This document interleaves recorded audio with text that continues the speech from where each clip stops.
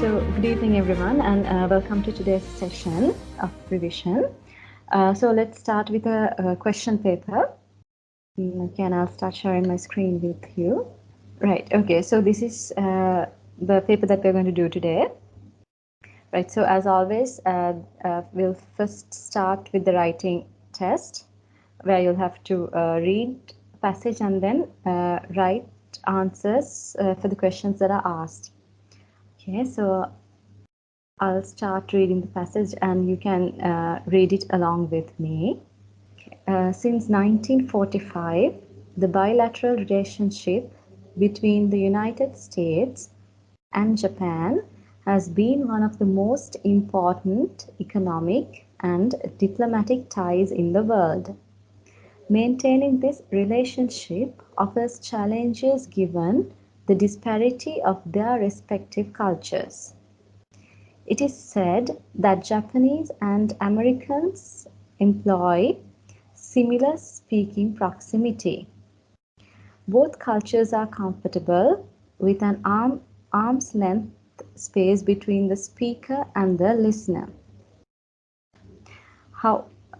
However, Japanese will stretch this distance for safety concerns when engaging in the act of deep bowing.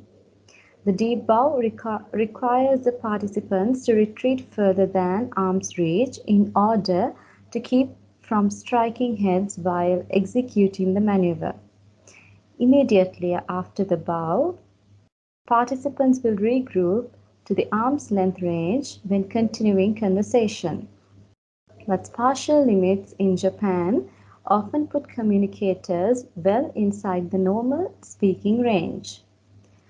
As the cities of Japan have always been crowded and space a premium, rooms are small and seating finds Americans forced into the squeamish situation of having to sit with their shoulders brushing their neighbor.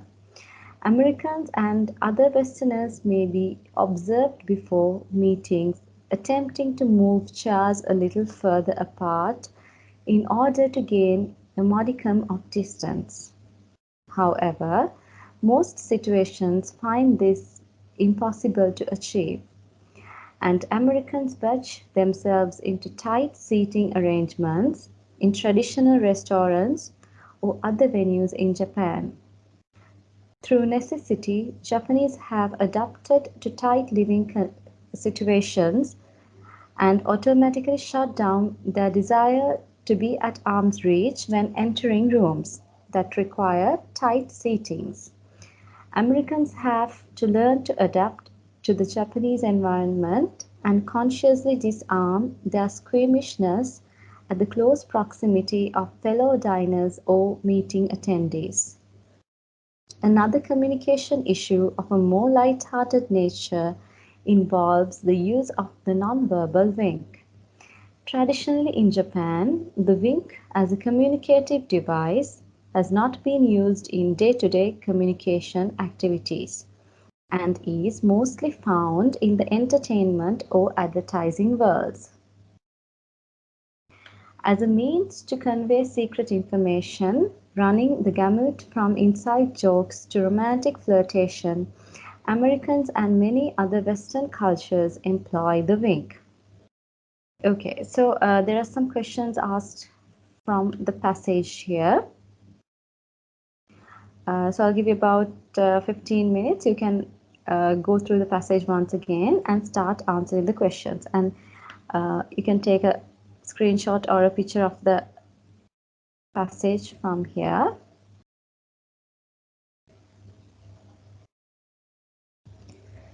Okay, I think that's enough time for that question. So let's discuss the answers now.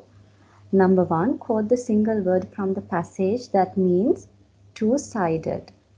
Okay, so two-sided means bilateral. This is the answer for that, bilateral.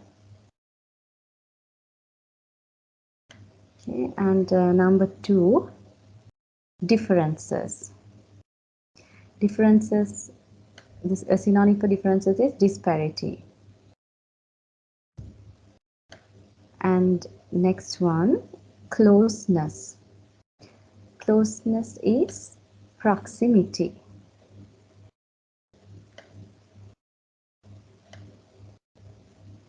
Okay, and next word is go back. So a synonym for go back is retreat. Next one, movement. The answer for movement is maneuver. Okay, so let's look at the next set of questions. So you have to provide short answers for these questions. A, why do the Japanese increase the distance between two speakers? Okay, so if you read the passage, you'll be able to find the answer quite easily. Okay, so at the start of the second passage, it says, it is said that Japanese and Americans employ similar speaking proximity. Both cultures are comfortable with an arm's length of space between the speaker and the listener. However, Japanese will stretch this distance for safety concerns when engaging in the act of deep bowing. Okay, so this should be the answer for question 1. For safety concerns when engaging in the act of bowing. Okay, so this is the answer for question A in the second section. Okay, moving on to the next one. What makes Japanese speakers come closer to each other when speaking? Okay, so if we continue with that passage, it says, immediately after the bow, participants will regroup. That means they will come together to an arm's length range when continuing conversation. But spatial limitations in Japan often put communicators well inside the normal speaking range. So partial means like space limitations. So due to limited amount of space, the Japanese people will have to come a bit closer when speaking. Therefore, the answer for the next question should be this one, due to spatial limitations in Japan. Okay, moving on to question 3. Why do Westerners feel uncomfortable when meeting up in a Japanese restaurant? Okay.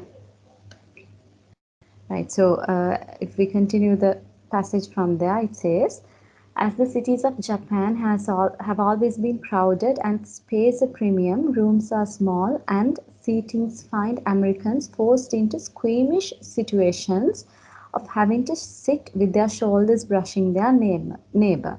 Okay, since Americans are sort of well built when compared to Asians, it is hard for them to fit into this limited space. So that is why they do not like to go into Japanese restaurants. Okay, so you can even go with this answer. So you can say, since Japan is crowded and have small rooms, so that is why the Americans, they do not like to go to restaurants in Japan. Okay. Right. Question 4.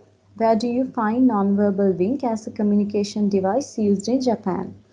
Okay, so if you look at the next paragraph talks about this nonverbal wink.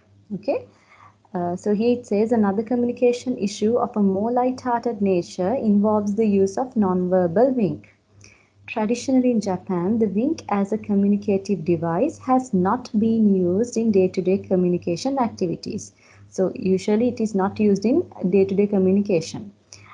And it is mostly found in the entertainment or advertising worlds. But you can see this wink being used in the entertainment or advertising worlds. So the answer for the next question should be this. It is found in the entertainment or advertising worlds. Okay, next one. Identify any two occasions where the Americans use the nonverbal wink. Okay, so the paragraph continues to talk about the use of nonverbal wink in America and other Western cultures. So it says, as a means to convey secret information, running the gamut from inside jokes.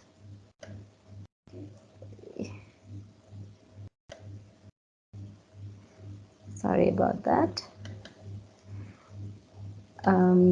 Okay, running the gamut from inside jokes to romantic flirtation, Americans and many other Western cultures employ the wink. So there are three situations given here.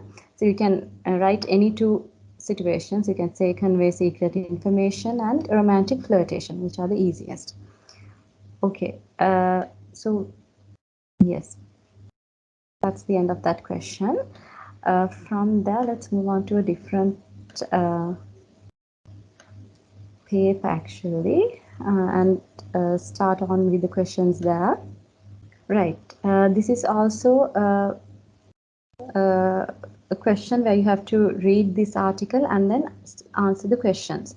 So I'll read it along with you, and then we can start answering the questions. Okay.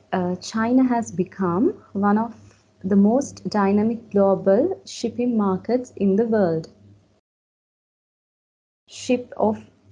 Ocean shipping handles most of China's huge import and export volumes. China's foreign trade is worth more than $2 trillion, and about 85% of Chinese exports are shipped through ports. China now leads the world in terms of port throughput. China's port industry has experienced a significant development in the recent years, supported by the buoyant conditions in foreign trade and improvement in freight handling capacity, along with the completion of many new terminals with large specialized berths and deep water routes. Traditionally, there were problems at some ports with clearance times, but China has adopted a major program of investment in berths, handling equipment and storage, and a streamlining of procedures. China is improving the import-export documentation process, which includes shortening the processing time of customs as well as licensing. China's international trade has stimulated a rapidly developing logistics industry. Over the last 20 years, China's international trade has grown dramatically and is now exceeding $2,000 billion per year. Since 2003, the GDP has grown at over 10% per year, with goods exports growing at 22 to 35% per year. In order to support this level of trade, China has undertaken major investments not only in its physical infrastructure but also in its logistics industry. The logistics industry is centered on the east coast of China. The logistics industry is most active